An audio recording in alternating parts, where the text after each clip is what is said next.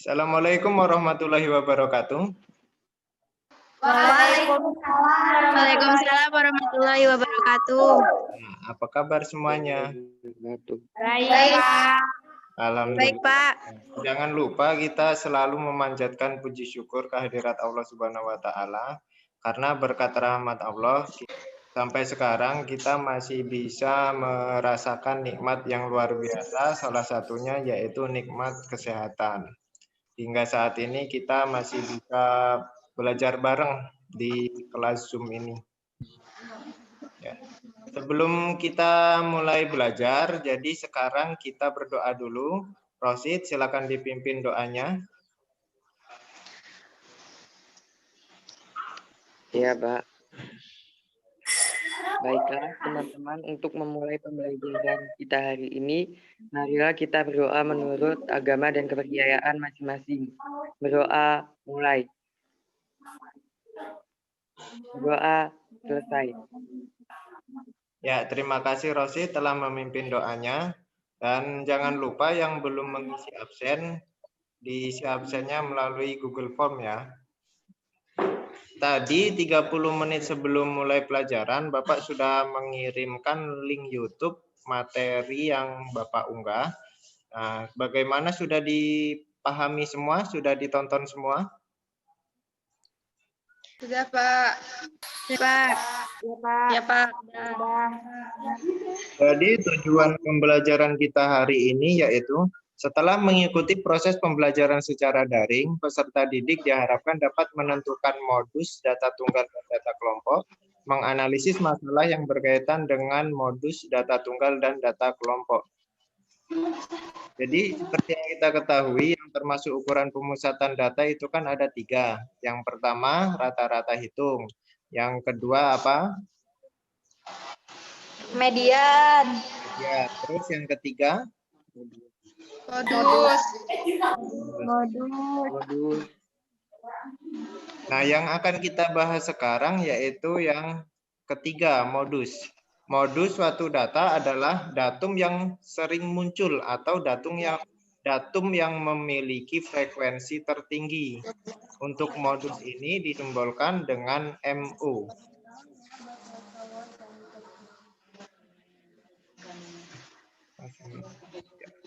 Untuk modus data berkelompok, itu kita menggunakan rumus MO sama dengan TB ditambah B1 dibagi B1 tambah B2 dikali P.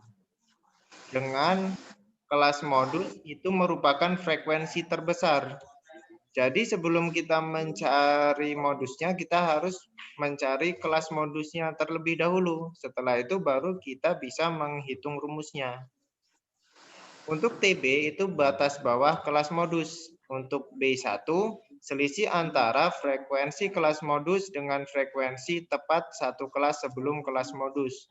Untuk B2, itu selisih antara frekuensi kelas modus dengan frekuensi tepat satu kelas setelah kelas modus. Untuk P, panjang kelas. Contoh, tentukan modus dari data berikut. Ya.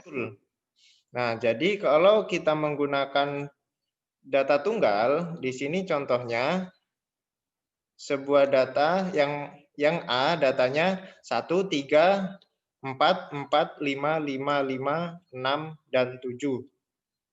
Terus contoh yang kedua ada B, C, dan D. Nah, ini beda semua ini. Nah, untuk menjawabnya, yang A, kita lihat datum yang paling sering muncul angka berapa? 5. Untuk yang A, modusnya yaitu 5. Terus untuk yang B, datum yang paling 6 dan yaitu 6 dan 7. 6 dan 7. Bagus. Berarti modusnya 6 dan 7. Terus untuk yang C, yang paling sering muncul mana? 3 sama 2, 3, 4. Ya. 2, 3, 4. Itu semuanya punya frekuensi yang sama. Ya kan, 2-nya muncul 3 kali, 3-nya munculnya sama 3 kali juga, terus 4-nya muncul 3 kali. Kalau seperti ini, itu kita anggapnya yang C tidak mempunyai modus. Semuanya sama, tidak ada yang lebih banyak dari yang satunya, atau tidak ada yang lebih sedikit gitu ya. Terus untuk yang D itu diketahui X itu 5, frekuensinya 1. Jika X-nya 10, frekuensinya 4. X-nya 15, frekuensinya 5. Jika X-nya 20, frekuensinya 10. Jika X-nya 25, frekuensinya 5. Nah, sekarang yang ditanyakan, di sini modusnya berapa? Atau datum yang paling sering muncul itu berapa? Tidak 20. 20. Ya, dari mana dapatnya? Karena 10. 25 ada 10. Oh maaf, karena frekuensi itu merupakan frekuensi terbesar. Ya. Besar. Jadi modusnya sama dengan 20. 20. Selanjutnya untuk data kelompok, ini ada interval kelas sama frekuensi. Nah, data kelompok yang seperti biasanya itu pakai interval kelasnya 9 sampai 21, frekuensinya 3. Kalau 20 frekuensi 3, sampai terus ke bawah 87 sampai 99 itu frekuensinya 6. Terus di sini bagaimana cara mencari modusnya? Yang perlu kita perhatikan, untuk mencari frekuensi itu kita tidak bisa langsung mengambil frekuensi terbesar 23 itu tidak. Berarti kita harus menggunakan. Jadi untuk menentukan modus data tersebut yaitu kita cari dulu kelas modusnya. Kelas modusnya itu merupakan frekuensi tertinggi. Frekuensi tertinggi di sini 23. Ya, perhatikan kursor Bapak. Frekuensi tertinggi itu 23. Berarti kelas modusnya itu pada baris ke berapa ini? 1, 2, 3, 4, 5, 6. Baris ke-6 itu merupakan kelas modus. Gitu ya. Nah, setelah kita ketahui kelas modusnya, baru sekarang kita bisa mencari tepi bawahnya. Tepi bawahnya itu batas bawah dikurang 0,5. Batas bawahnya 74. Kurang 0,5 menjadi 73,5. Selanjutnya, B1 selisih frekuensi kelas modus dengan kelas sebelumnya. Gitu ya. Jadi B1 ini kelas modusnya berapa? 23. Selisihnya dengan 12 berarti 23 dikurang 12. Hasilnya 11.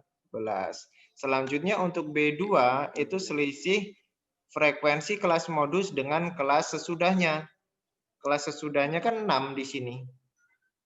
Ya. Berarti 23 dikurang 6 sama dengan 17. Nah, setelah kita dapatkan baru kita bisa mencari modusnya. Yang pertama, modus sama dengan tepi bawah ditambah dengan B1 per B1 tambah B2 dikali P. Tepi bawahnya tadi 73,5 ditambah 11 per 11 tambah 17 dikali 13. 73,5 ditambah 11 per 28 dikali 13. 73,5 ditambah 143 per 28. 73,5 ditambah 5,11 hasilnya 78,61. Inilah modusnya. Sampai di sini paham? Paham, Pak. Paham, Pak.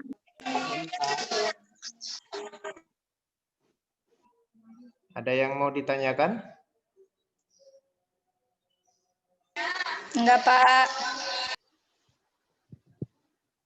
Coba kalian dengarkan baik-baik ya. Bapak mau membacakan ini sebuah cerita. Jadi ada sebuah perusahaan namanya perusahaan A, memiliki jumlah karyawan 200 orang. Dengan besaran gaji per bulan itu berbeda-beda.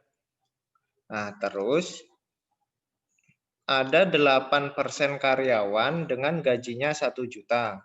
10% karyawan gajinya 2 juta. 20% karyawan dengan gaji 3 juta. 40% karyawan dengan gaji 4 juta. Dan 22% karyawan dengan gaji 5 juta.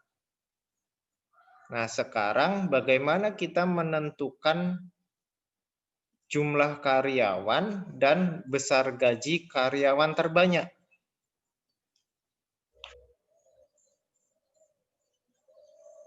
Jadi di sini yang kita ketahui apa? Nah, sekarang apa yang bisa kalian temukan? Apa yang bisa kalian ketahui dari masalah tersebut? Pertanyaannya kan tentukan jumlah karyawan dan besar gaji karyawan terbanyak. Besar gaji karyawan terbanyak itu 4 juta karena frekuensinya itu 40% dari 200 karyawan. Ya. 40% dari 200 karyawan itu jumlahnya menjadi 80, Pak. Ya, berarti jumlah Jadi karyawannya 80 orang. Itu mempunyai gaji 4 juta. Kenapa tadi gajinya 4 juta yang paling banyak?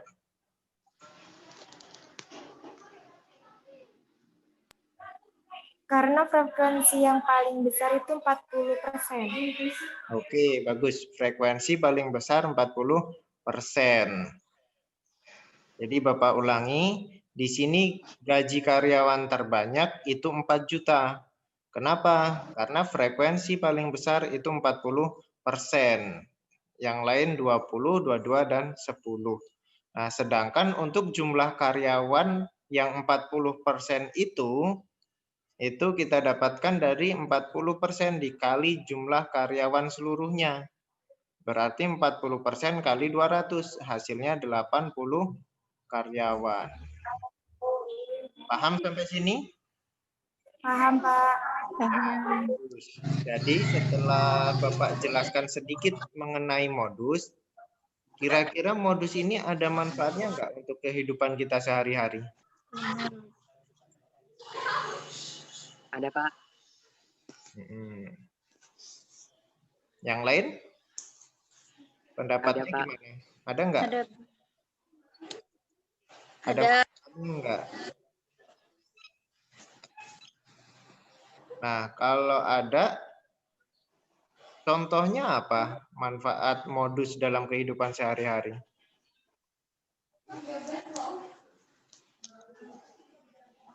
Contohnya dalam dunia industri, Pak. Ya. Misalnya dapat membandingkan dua data yang berbeda sehingga dapat diketahui penyebab turunnya kinerja atau meningkatnya kinerja sehingga dapat dilakukan perbaikan. Oke, yang dicontohkan Rosid itu dalam dunia industri, gitu ya. Kalau contoh dari Rosid cukup bagus karena di sini yang dibahas sudah cukup luas, itu menyangkut dunia industri. Jadi dunia industri itu dari frekuensi terbanyak, di situ kita bisa membandingkan dua data sehingga kita bisa mengetahui sebuah perusahaan itu mengalami penurunan produksi atau mengalami peningkatan produksi. Nah, jadi kalau sudah kayak gitu, kita bisa mencari solusinya agar dilakukan perbaikan. Gitu ya. Nah, contoh lain ada yang bisa memberikan contoh? Saya pernah membaca di buku. Jadi disajikan data penghasilan rata-rata per bulan penduduk dari 2 desa, ada jumlahnya penduduk. Pada data tersebut, desa A menunjukkan frekuensi terbanyak dengan rata-rata pendapatan 5 juta. Desa B frekuensi terbanyak 2 juta. Nah, di sini menunjukkan desa A lebih makmur secara pendapatan dibandingkan desa B. Oke, bagus. Jadi kalau kalian rajin baca, insya Allah pengetahuannya juga tambah banyak nanti. Nah, yang dikatakan Siti Nurholifah itu tadi mengenai pendapatan dari dua desa, gitu ya. Jadi pendapatan desa A dan pendapatan desa B. Untuk pendapatan desa A itu ada frekuensinya masing-masing. Ternyata yang paling banyak muncul tadi frekuensi berapa? 5 juta ya? 5 juta. Dari desa A frekuensi terbanyak itu 5 juta. Dari desa B frekuensi terbanyak berapa tadi? 2 juta. 2 juta. Frekuensi terbanyak 2 juta. Jadi secara pendapatan bisa dikatakan bahwa desa A lebih makmur dari desa B. Gitu ya. Itu jika dilihat dari pendapatan. Nah, itu tadi beberapa contoh dari manfaat modus dalam kehidupan sehari-hari kita. Jadi apa yang kita pelajari ini bukan hanya sebuah hitung-hitungan yang bikin kalian pusing gitu ya. Jadi dengan seperti ini diharapkan kalian lebih paham, kalian lebih mengerti bahwa matematika yang kalian pelajari itu ada manfaatnya dalam kehidupan. Jadi kalian bisa lebih semangat lagi dalam belajarnya. Nah, untuk selanjutnya, kalian silakan mengerjakan LKPD yang sudah Bapak bagikan tadi. Seperti biasanya LKPD kalian kerjakan secara berkelompok. Nah, di sini LKPD-nya ada 2 kegiatan. Jadi setiap kegiatan silakan kalian isi langkah-langkah yang sudah dituliskan, langkah-langkah yang ada titik-titiknya silahkan kalian isi, kalian kerjakan. Waktunya 15 menit, silahkan dimulai dari sekarang. Ya, waktu 15 menit sudah selesai. Bagaimana kelompok 1 dan 2 sudah beres LKPD-nya? Sudah, Pak. Ya, bagus. Sekarang silakan perwakilan dari kelompoknya dipresentasikan, dimulai dari kelompok 2. Silakan. Saya, Pak. Saya perwakilan dari kelompok 2. Untuk tadi, soal yang tadi Bapak berikan, kelompok kami menjawab untuk mendapatkan nilai modus, maka dapat disusun ke dalam tabel agar jumlah frekuensi dapat terlihat dengan jelas. Nilainya 6,5, frekuensinya 2, nilainya 6,8, frekuensinya 1, nilainya 7,0, frekuensinya 1, nilainya 8,5, frekuensinya 2, nilainya 8,8, frekuensinya 4, nilainya 9,0, frekuensinya 9. Totalnya menjadi 24. Berdasarkan tabel tersebut, modusnya adalah 7,5 dan 8,5 karena memiliki jumlah frekuensi terbanyak yaitu 4, Pak. Dah. Sekian. Berarti nilai modusnya berapa tadi? Berarti nilai modusnya 7,5 dan 8,8. ada 2 ya nilai modusnya ya? Iya, Pak. Oke, bagus. Nah, itu tadi hasil presentasi dari kelompok 2. Untuk selanjutnya silakan kalian mengerjakan soal evaluasi. Waktunya sama dengan LKPD yaitu 15 menit. Silakan kalian mulai dari sekarang. Ya, waktu mengerjakan evaluasi sudah selesai. Bagaimana? Sudah beres semua kerjaannya? Sudah, Pak. Sudah, Pak. Oke, bagus. Sudah, Pak. Jadi Sudah, untuk Pak. jawaban soal evaluasi langsung kalian foto dan kirim ke WA Bapak ya. Iya, Pak. Kesimpulannya, modus itu adalah frekuensi terbanyak. Rumusnya MO sama dengan TB TB ditambah B1 bagi B1 tambah 2 dikali P. Ya, TB itu apa? Bawah. Kalau B1? Selisih antara kelas tebi bawah. Selisih antara frekuensi kelas modus dengan kelas sebelumnya. Ya, Terus kalau B2? B2 itu selisih antara selisih kelas modus sesudahnya. Selisih antara kelas modus dengan kelas setelahnya atau kelas sesudahnya. Ya, bagus. Jadi, modus itu merupakan frekuensi tertinggi. Jika datanya data tunggal, kita bisa langsung mengambil atau bisa langsung melihatnya pada frekuensinya atau pada jumlah frekuensi. Itu ada berapa? Nah, yang paling banyak itu berarti merupakan modusnya. Nah, tapi kalau untuk data kelompok itu kan kita harus menggunakan rumus. Jadi rumusnya modus sama dengan tepi bawah ditambah frekuensi kelas modus dengan kelas sebelumnya dibagi frekuensi kelas modus dengan kelas sebelumnya ditambah frekuensi kelas modus dengan kelas sesudahnya. Nah, kalau kita tulis B1 dibagi B1 tambah B2. Terus dikalikan P. P itu panjang kelas. Paham sampai sini? Paham, Pak. Ya, ada yang mau ditanyakan?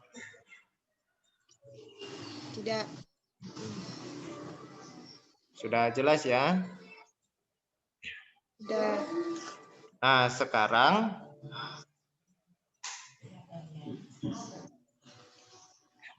Bapak kasih kalian tugas. Jadi tugasnya kalian membuat 2 soal dari materi yang barusan dipelajari. Jadi membuat 2 soal, kalian yang bikin sendiri, dijawab sendiri. Oke? Maksud? Dan cukup sampai sini pembelajaran kita hari ini. Untuk materi yang akan datang, kita akan belajar mengenai kuartil. Sebelum kita tutup, silakan dipimpin doa dulu, Rosid.